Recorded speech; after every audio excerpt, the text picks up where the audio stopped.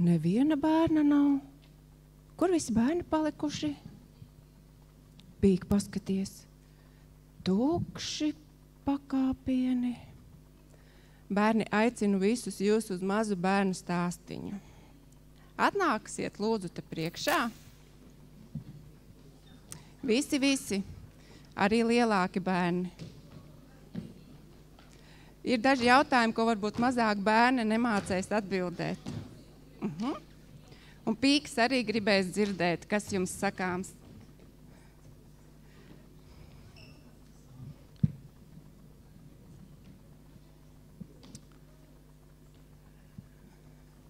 Nu, visi atraduši vietiņas.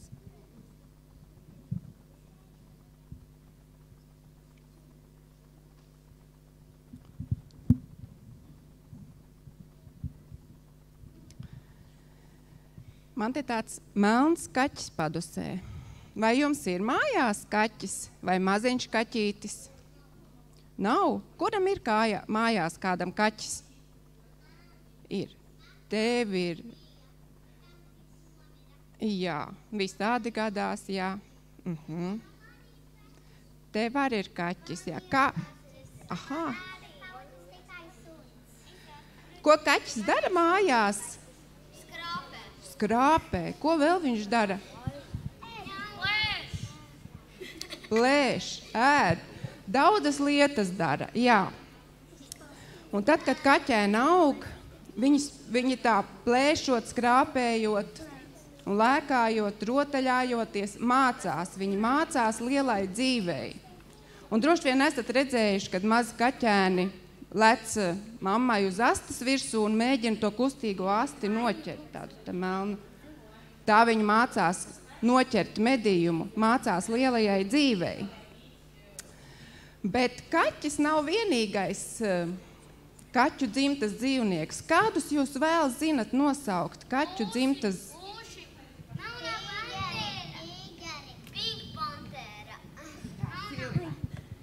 Melnā pantēra. Pink pantēra. Lūsis.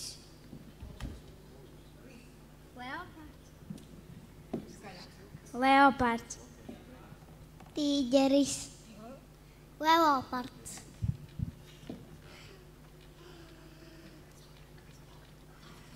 Alfa. Lauva. Ir vēl tādi kaķu dzimtas dzīvnieki kā servals, Āzijas kaķis, niedrāju kaķis. Ļoti daudz kaķu dzimtas dzīvnieku. Kad jūs bijāt mazi un mācījāties tie, kas neprot vēl braukt ar velosipēdu, vai viegli to bija izdarīt? Nebija viegli. Kas bija tas grūtākais? Bez palīga ritenīšiem. Braukt bez palīga ritenīšiem, jā. Braukt bez palīdzības. Kas vēl? Noturēties uz līdzsvara. Noturēties uz līdzsvara. Un tad, kad mācaties braukt, tad ļoti nodara palīdzība, vai ne? Jā. Un nākošo reizi, kad jūs redzēsiet, kā mazi kaķēni spēlējās vai rotaļājās, atcerieties, ka viņi tādā veidā iemācās daudzas lietas, kas viņiem noderēs, kad viņi būs pieauguši kaķi jau. Un arī tas, ko jūs iemācaties kā mazi bērni vai kā jaunieši, tas pilnveido jūs. Un tādā veidā jums pieaugušo dzīve būs vieglāka. Un jo vairāk jūs iemācīsieties tagad, bērnībā, jaunībā, jo sekmīgāk jūs būsiet kā pieaugušie. Un arī Dāvids psalmos, 32. psalmā un 8. pantā raksta: Es tevi mācīšu un rādīšu ceļu, pa kuru tev jāstaigā. Tā saka Dievs. Un debes Tēvs ir apsolījis, ka viņš būs katrā brīdī klāt jums, vienalga, kurā skolā būsiet, vienalga, kurā bērnu dārza grupiņā būsiet, viņš būs jums klāt, turēs pie rokas jūs Un kopā šis ceļojums pa zinību takām būs veiksmīgs. Un lai jums veiksmīgs jaunais mācību gads visiem!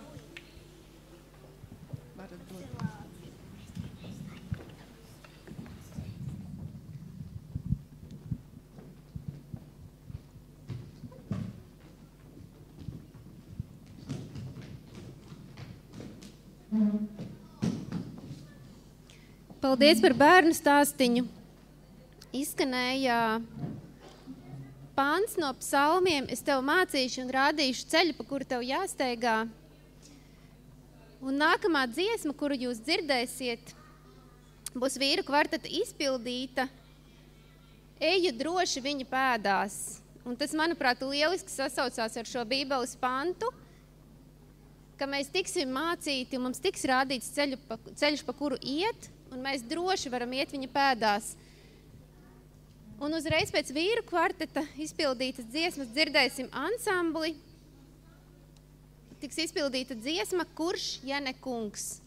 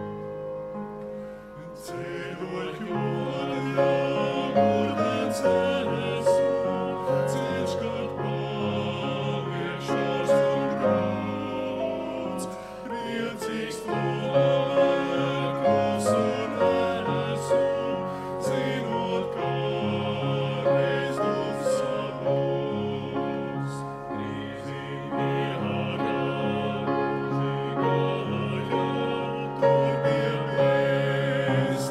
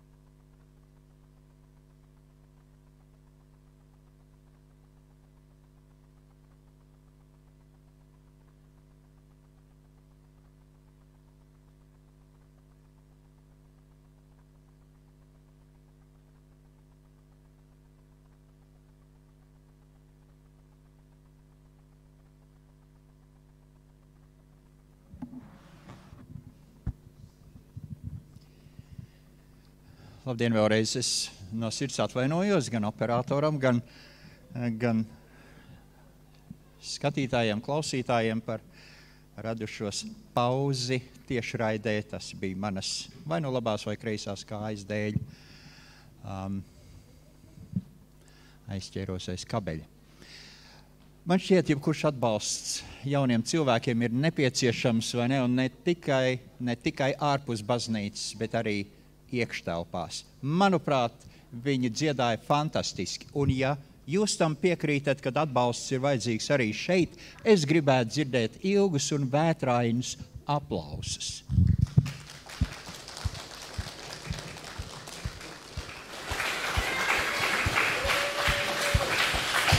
Atkārtot, vai ne?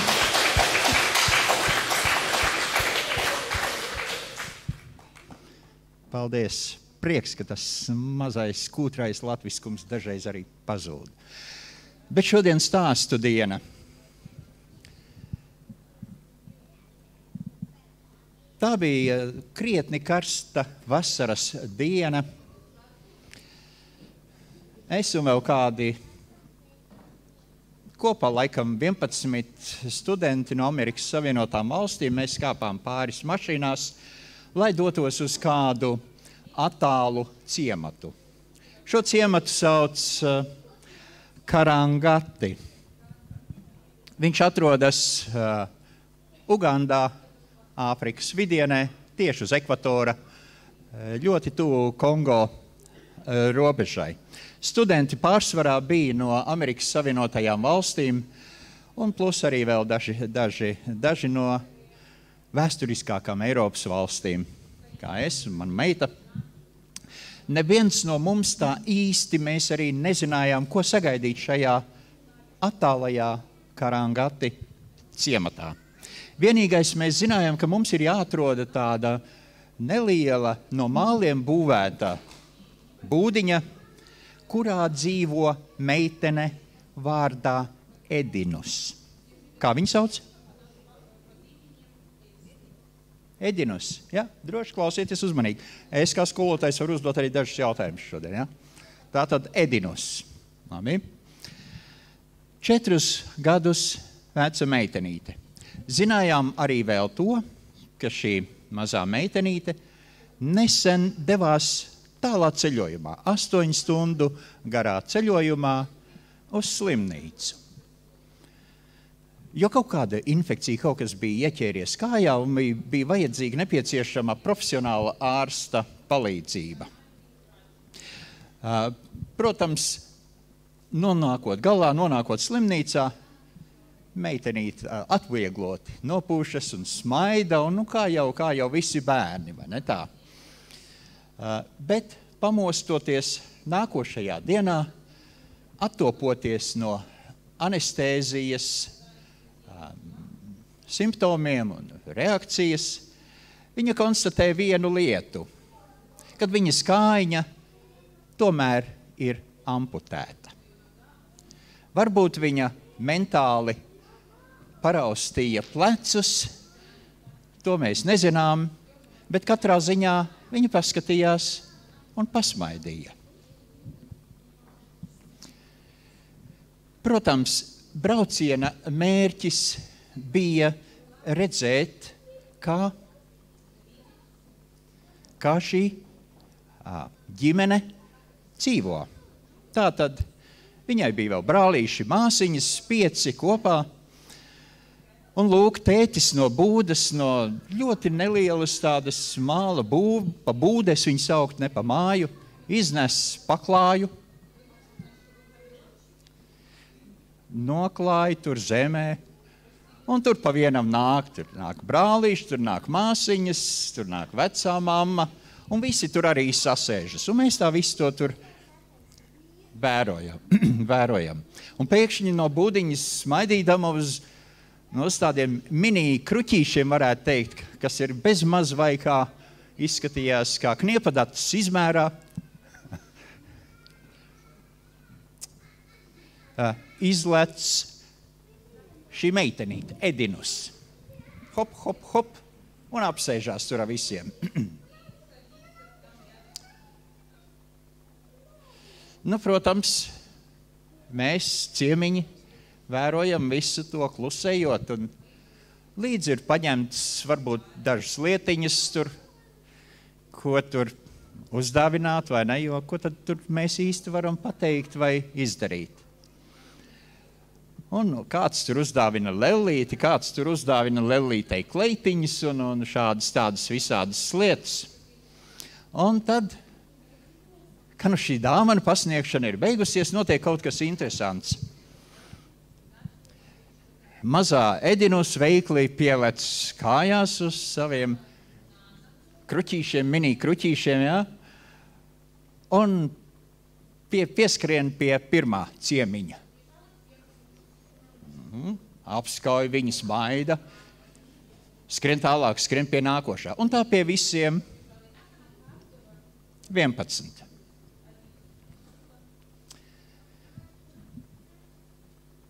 Katrs saņēma šīs mazās Edinus, šīs meitenītes, neparastās laipnības devu, tā varētu teikt. Dodoties atpakaļ uz viesnīcu, protams, mēs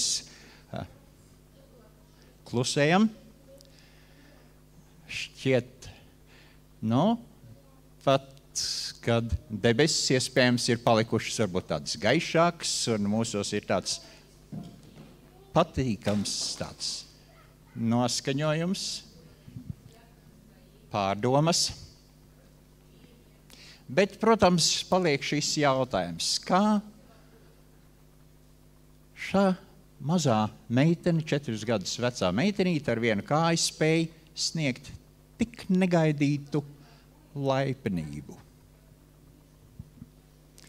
Neviļus nāk prātā šie vārdi no Dieva vārda, ko jūs esat darījuši vienam no šiem vismazākajiem, to jūs man esat darījuši. Starp citu tādu piebildi, ja kādreiz dzīvē jums ir vēlme to izbaudīt, nevis par to klausīties un runāt, piesakaties un brauciet līdzi. Protams, var arī savādāk palīdzēt, ja ir vēlme. Bet es šodien ievēroju, tagad runājot par studentiem, nākamajiem esošiem. Tāda reakcija bija no šīs pirmās rindas, kad Alvis jautāja, bija optimistiski, vai ne tā? Jā, iesim skolā, būs labi. Tur bija pāris meitenes, kur bija kategorisks nē.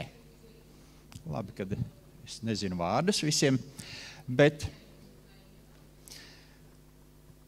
ja man būtu tagad jāraksturo šī akadēmiskā varbūt vide, tad es personīgi to raksturotu sekojoši. Tas ir izaicinājums. Tas ir kaut kas nezināms. Mēs varam spekulēt, kā tas ir vai ne, izejot no mūsu pieredzes. Tas reizē man nezināmais daudz biedē. Studenti reizēm saka tā būs jauks izklaides, un priekš dažiem tā ir 3-4 gadi nemitīgas izklaides. Priekš citiem studentiem tas ir naktis pavadītas pie grāmatām, pie kontroldarbiem, esejām un tā tālāk. Ja? Vienā vārdā to var teikt tā, tas ir fantastisks laiks un to ir vērts vērtēt tiešām.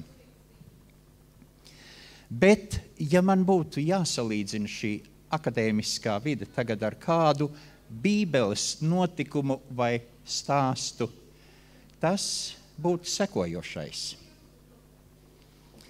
Un te ir runa par apustuļiem, par kompāniju, par Pāvilu konkrēti. Uz kuģa 272 cilvēku lielā vētrā 14 dienas, ja? Kuģis uzskrien uz sēkļi un visi ķerās pie kādiem kuģa gabaliem var un izpeld Adrijas jūras tādā salā. Visi izglābjas, salu sauc Melite, Adrijas jūrā, jā. Un lūk, ir interesanti šis teksts, kā tas tiek raksturots, šie pirmie iespaidi nonākot šajā nezināmajā vietā, nezināmajā vidē. iezemieši. Tātad viņi satiek vietējos, sauc par iezemiešiem, jā. Nezinu, kādi viņi izskatījās, varbūt bija krāsot kaut kādu vai briesmīgi, tas nav sacīts, bet nedomāju, ka Adrijas jūras tūmā tur varētu kaut kas šausmīgs tāds būt. Bet iezemieši visi bija pārsaluši šie peldētāji augsts, tā Bībele mums atklāja, 28. nodaļa, 1. panti. Bet šie iezemieši mums parādīja, un tad Pāvils raksta, neparastu laipnību. Tie uzkūra uguni, uzņēma mūs pie sevis, jo bija sācis līt lietas. Ja? Kur rodas laipnība un kur rodas īpaši šī neparastā laipnība? Un vai nu tā ir sakritība daži teikt, un man arī gandrīz vai gribās teikt, pagājušajā nedēļā klausoties radiostaciju, Londonas radiostaciju, tieši šis jautājums tiek uzdots. No kurienes nāk laipnība? Neparasta, negaidīta laipnība. Un tad tie zvanītāji, kā nu kurš minēja, ģimene, skola. Un tad kāds no zvanītājiem saka, bet vai jūs ziniet, kad ir tāda studija Londonā, kura māca laipnību? Es to nezināju. Un tas solīts uz laipnību, šis speciālists saka, ir, kā jūs domājat, empātija. Ja? Varbūt tas tāds svešvārds ir, bet nedaudz tā paskaidrot. Tā ir prasme izprast otru cilvēku, spēja radīt vidi, kas otram dod iespēju atklāt savu individualitāti, atļauj otram veidot savu personību, vienlaikus saglabājot sprieduma brīvību. Tātad empātija ir šis solīts, jeb šī skola, jeb šī studija, kas mūs ved uz laipnību. Būs daudziem no jums šī nākamās dienas mēneši būs šī sala, šī vide, negaidītā dažiem, ja, situācijas. Viņas dos daudz ko, bet runājot par to svarīgāko, ko mēs gaidām un meklējam no šīs akadēmiskās, varbūt, aktivitātes, patīk kāda, laikam, politiķis, viņš bija Bila Bilarda sacītais. Viedoklis ir zemākā cilvēka zināšanu forma. Tātad, mans viedoklis, tas ir tas zemākais, runājot zināšanu kontekstā. Augstākā zināšanu forma ir, un te viņš turpina, empātija.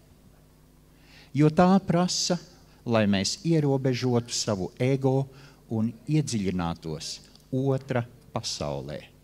Tā prasa dziļu otra cilvēka izpratni. Lūk, ceļš uz augstākām, lielākām zināšanām caur empātiju, caur laipnību. Jaunieši bērni, kā jūs domājat, kurš visvairāk uztraucas par 1. septembri? Paši jau neuztraucās. Mammas, tēti, vecās mammas, vecie tēvi ir tā vai nav tā, es nezinu. Es neesmu šai kategorijā patreizējā laikā. Bet tagad es gribētu parunāt par tiem, kuri visu zin. Tas ir par vecvecākiem. Kā jūs domājat, aptuveni, kuros gados, no kurienes nāk tie, kuri visu zin? Kuros gados viņi ir dzimuši? Es tūlīt jums pateikšu, ja gadījumā tas nav zināms, sākot no 50. 50, 60, tie ir mani gadi, 70. Jo kurš šodien zina, kā lietot disketes, floppy disks saucamos? Smējās daži zina, par ko ir runa. Ja gadījumā kāds no jums, un es zinu, ka daudzi esiet dzimuši pēc 2020. gada, tad jums nav nekāda sajēga, ko nozīmē rakstīt vēstuli ar roku, nest viņu uz pastkastīti un tā aizsūtīt savai mīļākajam draugam, draudzenei, kas nu tas nebūtu. Tad jums nav nekāda sajēga, ko nozīmē piezvanīt draudzenei 20 minūtes kājām iet uz pastu nodaļu, tad pusstundu vēl sēdēt un gaidīt un tad klausīties. Tātad tāda un tāda vieta, piemēram, Cēsis 1. kabīnē. Un tā es zvanīju no Tukuma uz Cēsīm. Un tas pasākums man aizņēma gandrīz stundu, pusotru, ja ne vairāk. Bet cienījamie tie, kuri visu zina, man ir divas ziņas priekš jums un priekš sevis taiskaitā. Sliktā ziņa un labā ziņa, kā vienmēr mēdz teikt. Tā sliktā ziņa ir tāda, ka tu nebūtu nezini visu. Tas tā ir, jā. Tā ir slikta ziņa. Un tā labā ziņa ir, ievelkam elpu, tu drīz uzzināsi, ka tu zini pavisam maz. Jo tev ir apkārt tavi bērni un mazbērni, ar kuru kompānijā tu drīz secināsi, es nekā nezinu. Es to uz savas ādas pārbaudīju, kā tas notiek. Kad man meita pabeidz pirmās studijas, bakalaura studijas, par cik es esmu gājis cauri bakalauram, tad man bija interesanti tā pārunāt, pajautāt, kas bija tā tēze, ko tu rakstīji, ko tu argumentēji, kādi bija tavi argumenti, kādi bija fakti un tā tālāk. Jo tas līmenis ir šķiet sagramojams. Un lūk, meitas atbildi. Jā, tēti, tas ir vienkārši. Manā bakalaura darba tēma bija sekojoša. D-vitamīna modulējošā ietekme uz CD4, CD28 šūnu pro-iekaisuma un citotoksiskajām īpašībām kronisku nieru slimību gadījumā. Aha. Tas bija tas zvaniņš. Ting! Aha. Tu viss zinīt, neko vairs nezini. Protams, es necentos pat atkārtot šo tēmu un pat diskutēt. Bet no tiem, kuri visu zina, no mums tiek gaidīts kaut kas daudz vairāk. No mums tiek gaidīta īpaša, neparasta laipnība, kur nāk jaunajiem zinātniekiem, kurš nekļūs iespēju kļūt par autentisku, patiesu individualitāti. Jo mums uzticētie bērni, mazbērni, nonāks tur un tādās vidēs, protams, kur viņi visu to iegūs, kas ir ārpus mūsu kontrols. Un mums pat neizdosies saprast un pat bieži vien atkārtot to, ko viņi uzzinās, kas viņi kļūs, ko viņi iemācīsies. Un kā Pāvils saka, īpaši jau viszinošiem tēviem. Tēvi, nekaitiniet bērnus. Tēti, nerunājiet un nezini.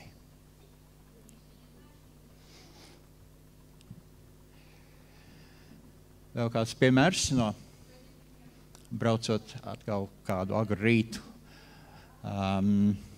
Rwenzori kalnu grēdai pāri, tai pašā Ugandā, šoreiz Kongo virzienā, netālu pie pašas Kongo robežas. Atkal mašīnā ir kādi 5 vai 6 medicīnas studenti, arī meita ārsts. Ir fantastisks rīts, un braucam kalnā augšā, un pēkšņi skatāmies, ir tāda kā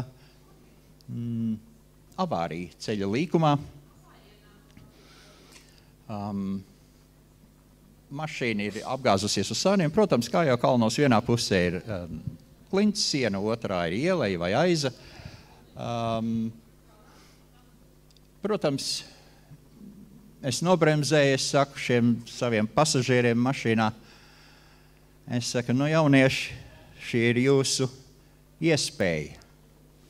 Es tur vairs neko nevaru darīt. Ne? Tā nav mana teritorija. Viņi velk rokā savus lateks cimdus un dodās skatīties, kas tur ir noticis. Ja jūs esat bijuši šeit šāda veida zemēs, tad ziniet, ka automašīnas reizēm tur ir, man izskatās kā no otrā pasaules kara, tik vecas. Un reizēm viņām atsaka bremzes. Un arī šoreiz tas tā bija bijis, braucot pa kalnu lejā, mašīna piekrāmēta pilna ar graudiem, zaudē bremzes. Vēl kas, šāds graudu mašīnas tiek bieži izmantotas kā transports tiem, kur ar autobusu negrib braukt. Sakāpja augšā pilns ar ceļot gribētājiem, bērni, vecāki, kas tur nebūtu.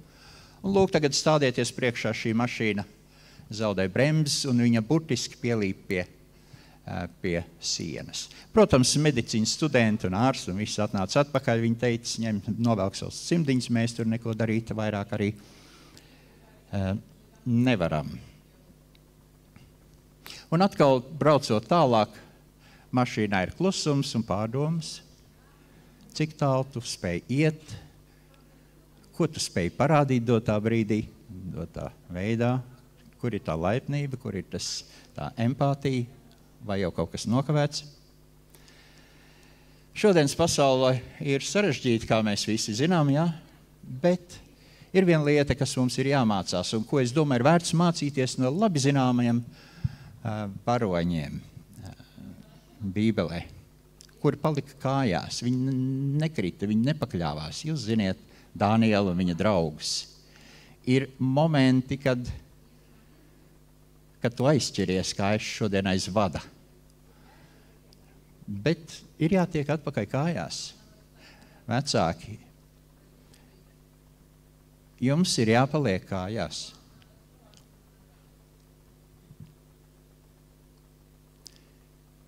Jo var gadīties, ka kādreiz bērni paklūp. Un tad pirmais, ko viņi ierauga, ir kāds, kas stāv kājās.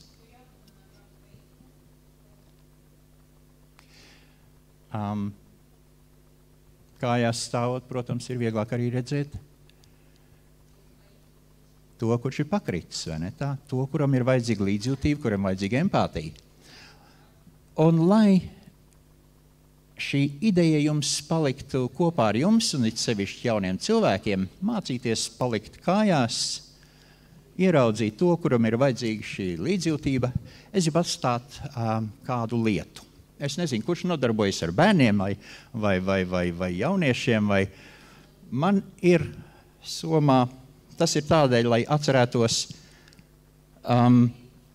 Dānielu.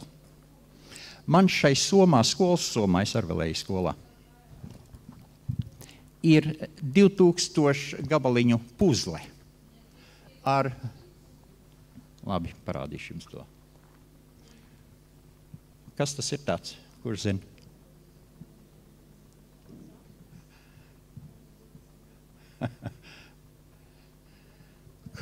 Klusums, neviens nav skolā gājis, ne? Kas tas ir pa tēlu? Ir nojausma. Ir, jā. Kurš vēlas uzņemties atbildību par šo 2000 puzles salikšanu? Ne šodien. Mēs viņu likām, ne šo tieši, man bija vēl viena tāda. Mēs viņu likām 2 nedēļas un tā arī nesalikām. Jā, tā ir meitene. Nāc šurp, uz tevi rāda pirks, nāc lūdzu šurp. Jā. Es uzticu tev šo lietu, Nu, protams, tev būs jāņem jaunie cilvēki talkā. Un tad, kad jums izdodas viņu salikt šo puzli, nu tad dod man ziņu, jā. Jā. Jaunieši un viss zinošais novēlu jums palikt uz kājām vienmēr. Un uz kājām esot, paskaties apkārt, vai kādam nevajag kādu laipnību, kādu empātiju. Un, ja jā, tad tā arī rīkojies. Vienkārši.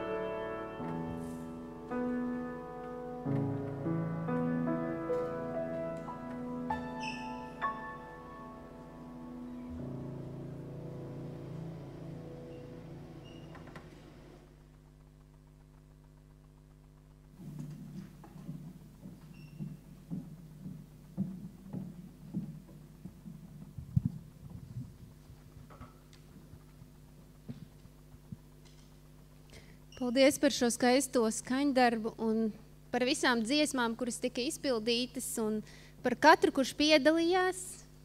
Paldies arī, ka klausījāties.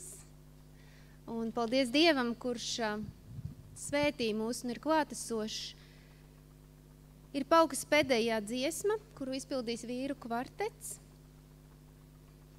Kur vien eju es, viņu blakus jūtu. Viņa roka nes, viņa balss vēl skan, zinu, pieskārās man Dievs. Es novēlu jaunajā mācību gadā, kur vien ies mūsu bērni, kur iesim mēs paši, kur mūs Dievs vadīs, lai mēs visur redzam viņa roku, kas ir klātesoša ikvienā dzīves situācijā. Lūdzu, kvartets.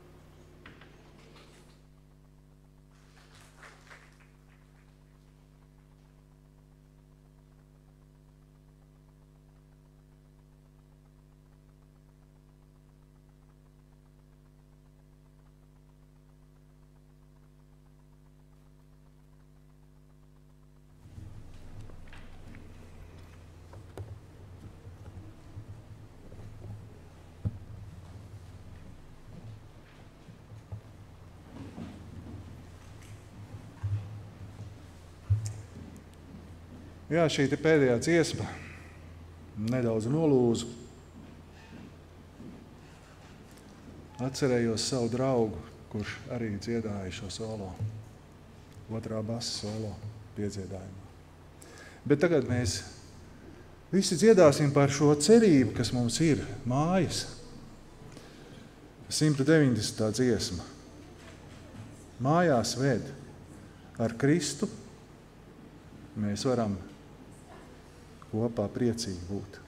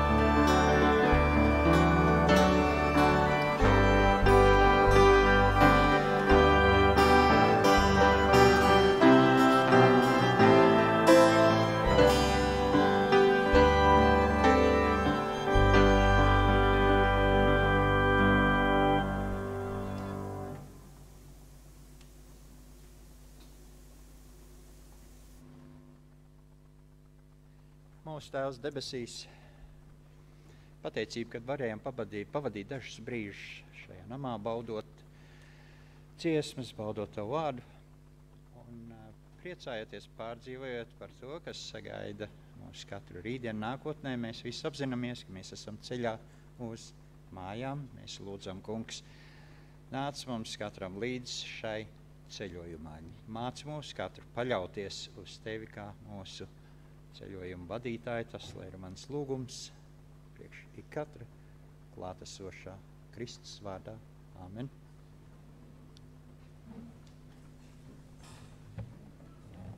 Thank you.